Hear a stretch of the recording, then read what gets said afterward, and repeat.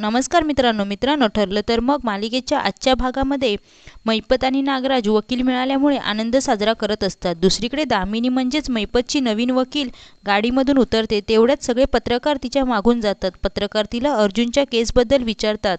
त्यावर दामिनी म्हणते, ॲडव्होकेट दामिनी देशमुख दुसऱ्याला हरवायला नाही तर स्वतः जिंकायला केस लढते। अर्जुन सायलीला खोलीत घेऊन जातो। अर्जुन काही बोलणार तितक्यात सायली त्याला प्रिया आपल्या दारातला कान लावून उभी आहे हे असं सांगते। तेवढ्यात अर्जुन आणि सायली दरवाजा उघडतात आणि प्रिया खाली पडते। सायली तिला विचारते पण प्रिया काहीच माहीत नसल्याचा आव आणते। सायली प्रियाला चांगलंच सुनावते। प्रिया आणि सायलीमध्ये बाचाबाची होते। आमच्या खोलीत यायचं नाही असं सायली प्रियाला खडसावून सांगते।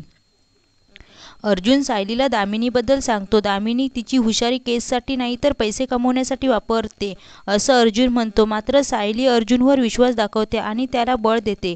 खाली आलेल्या प्रियाचा जीव वरखाली होत असतो। ती नागराजला फोन लावते आणि काय घडले ते विचारते। नागराज प्रियाला दामिनीबद्दल सांगतो।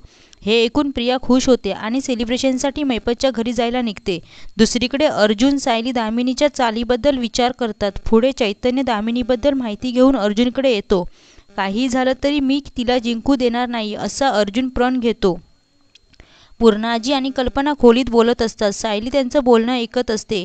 सायली खोलीत येते आणि आज कोणती भाजी करू असं विचारते। पूर्णाजी म्हणते, आज मी नाथसुनेने बनवलेला साजूक तुपातला शिरा खाणार आहे, त्यानेच माझं पोट भरेल। प्रिया मैपतच्या घरी जाते आणि पुढच्या प्लॅनबद्दल विचारते।